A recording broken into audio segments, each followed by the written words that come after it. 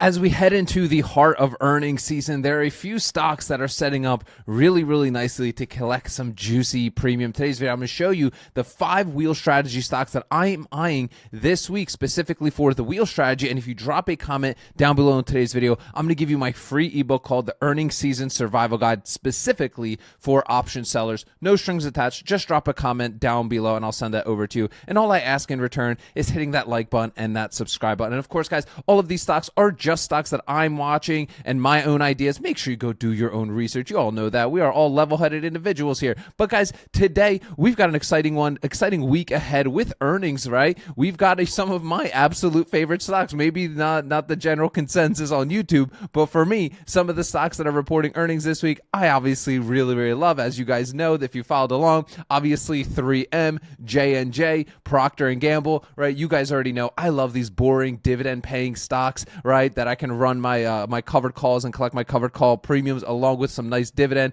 on these dividend kings and dividend aristocrats. But with that said, we got to be paying attention to the big one this week, right? And that is going to be Netflix, okay? Obviously, we have seen Netflix getting beat their butt down here, right? Recently, with all the news about the acquisition of Warner Bros. So we're going to see how that plays out. I'm expecting a fairly decent earnings from Netflix, but time will tell. Let's get into some of the setups that I'm eyeing this week. First and foremost, guys, I cannot ignore, firstly, Apple right now, okay? Apple right now is setting up super, super nicely, and it's just a matter of pulling the trigger. Now, obviously, Apple is a very capital-intensive stock. There's no question. I don't care who you are, locking up $25,000 in collateral on a stock is nothing to nobody. That's nothing to just bat an eye at, right? Now, with that said, we have had a massive run over these past 6 months on Apple, right? Apple has always really traded above its key moving averages. These are my 200 and 300-day moving averages, around 234, pretty much right in line with each other.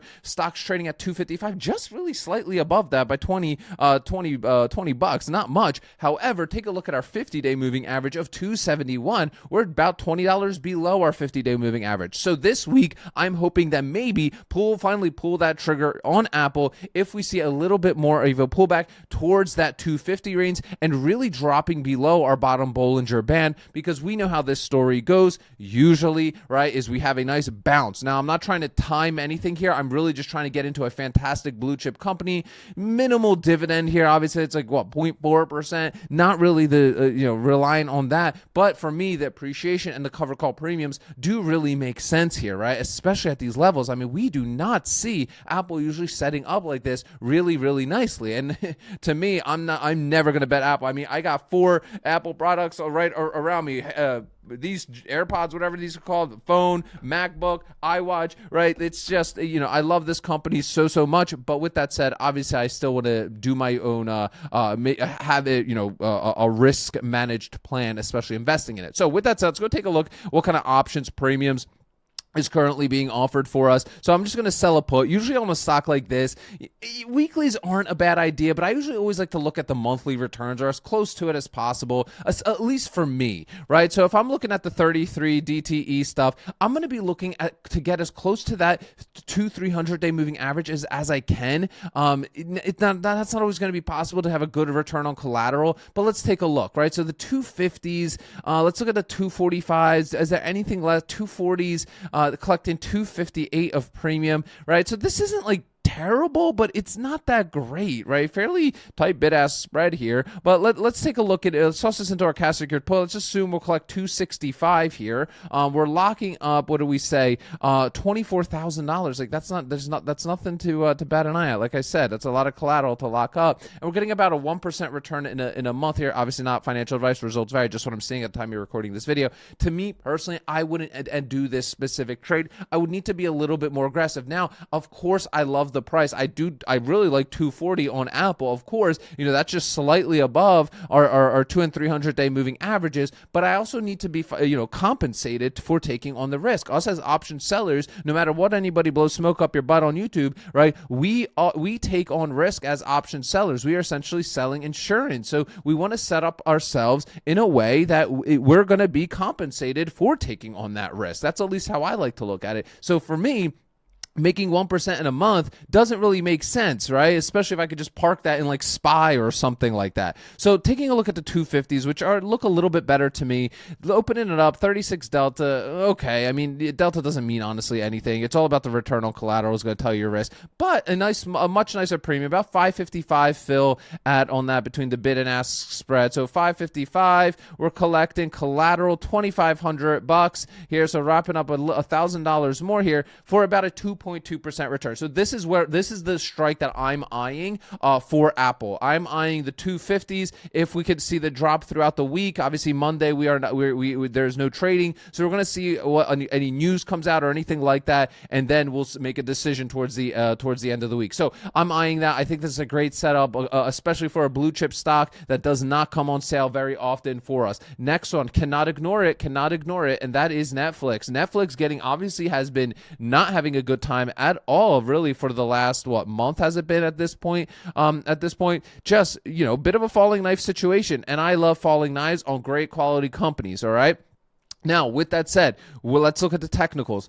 Below the 2 and 300-day moving averages, fair below. Below the 50-day moving average, 26 on the RSI, below 27, right? And then at the bottom, Bollinger Band, and has been just getting absolutely beat down, really, since, it's been since right around November. Wow, time is flying here.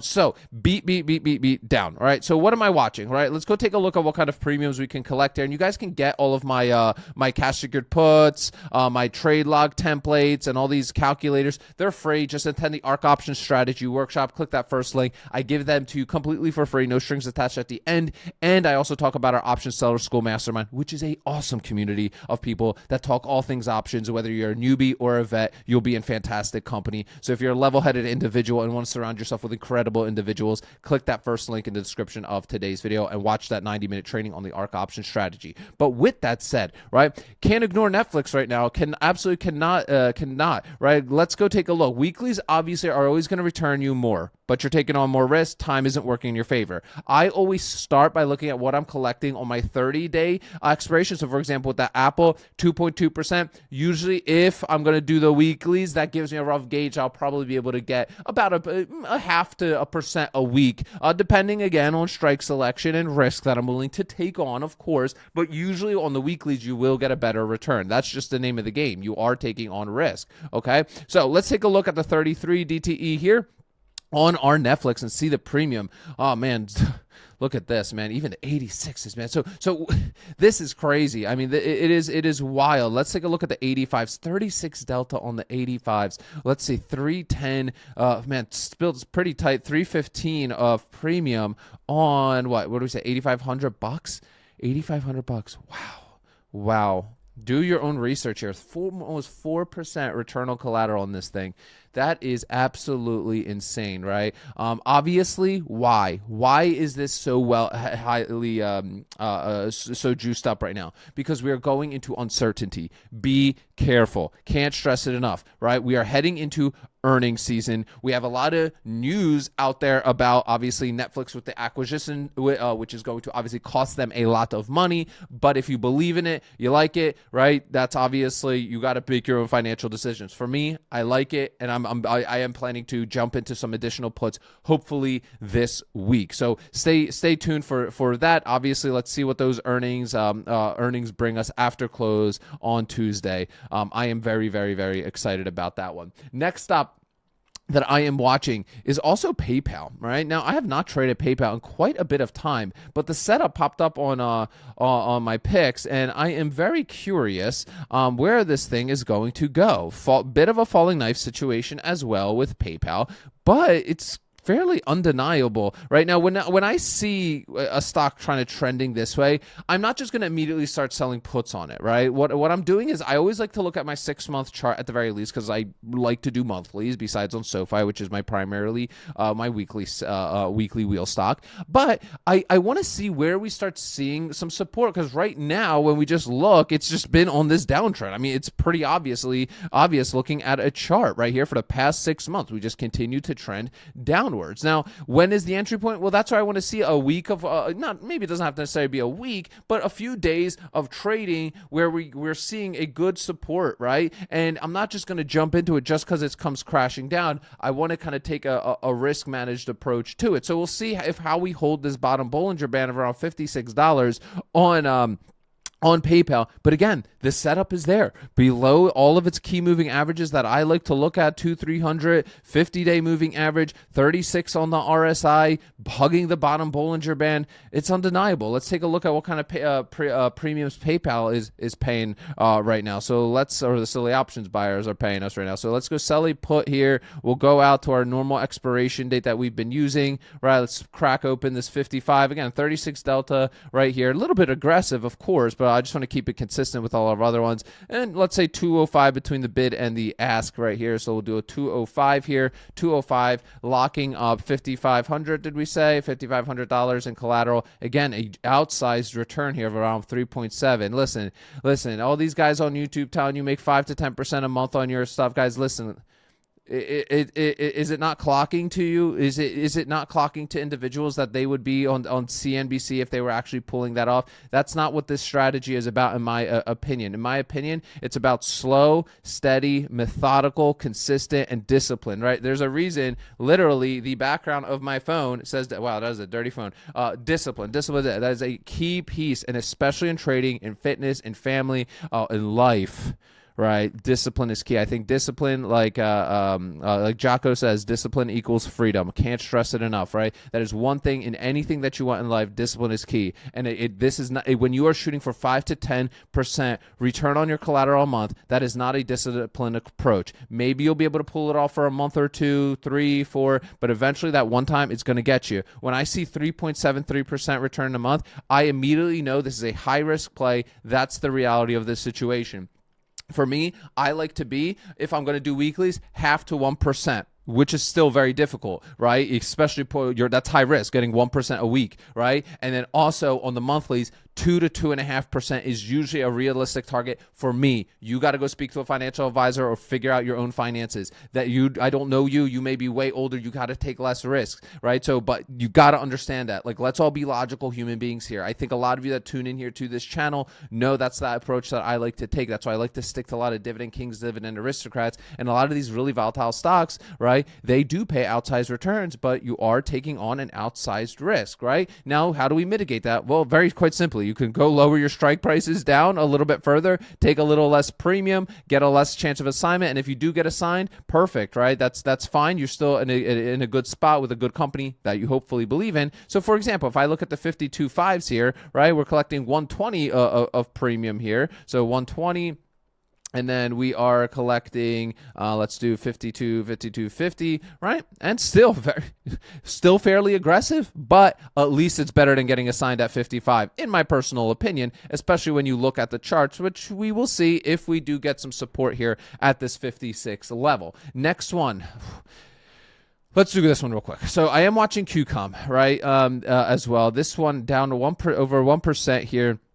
At the close on Friday, and off a cliff. Can't ignore it. I can't ignore Qualcomm at this point, right? Now, what do I want to see? Well, I want to see how low are we gonna go. Right? Because we are now going to test this 200 and 300 day moving average. Are we going to see support here, or are we going to blast back down through it, down towards 153? If we get to 153, easily, then I'm going to be looking at 145. Okay, and that's kind of how I quickly look at it when I'm just quickly reading a chart, especially when a stock does an aggressive drop like this, and we see this with this basic chart. Listen, I'm not somebody that like trades off technicals. I think that's crazy. I like to trade off fundamentals, but it's undeniable, right, that technicals are still also important. With that said, we could see how aggressive Qualcomm can drop, right, in multiple instances, like multiple times over these last 6 months. But with that said, I'm paying attention to how far are we going to go here? How are we going to test 153? Are we going to get there quickly? Are we going to get support there?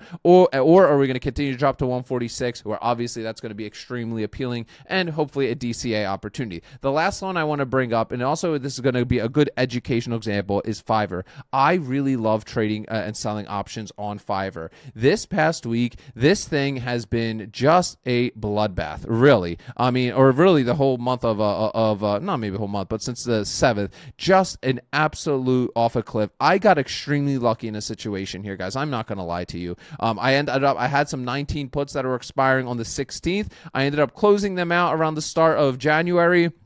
And I just closed I obviously just closed them out because I had basically around already 70% of my premium. You guys already know I like my 50% rule to get in and out of stuff real quickly. And we were trading pretty flat here at this towards this upper 19 level, and that was cool. I was like, all right, whatever. I got 2 weeks. I'll free up my collateral, jump into something else. Freed it up. A few days later, it goes by, and obviously this thing has collapsed on us a little bit. Great opportunity, insane premiums, but be careful here, right? Because Fiverr, right, does not, you're not able to do weeklies or anything on a Fiverr. But with that said, right, a lot of people are going to get trapped into this because they're going to go after the February 20th expiration, and these premiums are absurdity, right? The 16 is offering $70 on $1,600 in wrapped up collateral, right? That is insanity. Even the 15s are extremely juicy. Now, be warned, right? Is it a bad play? Is it a good play? I don't know at this point. You got to make your own decisions.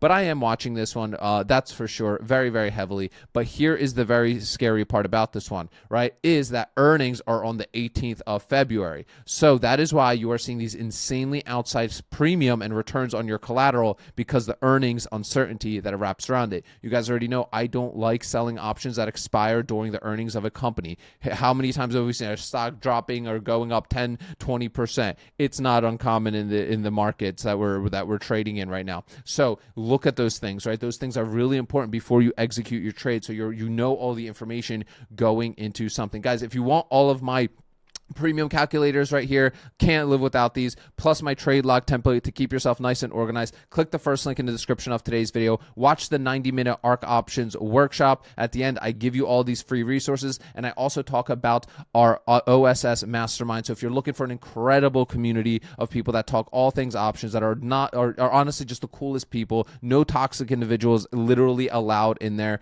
and you want to set yourself up for success in 2026 surrounded by a really cool group, make sure to click that first link in the description of today's video, guys. Remember, sell options, collect premiums, repeat. I'll see y'all tomorrow.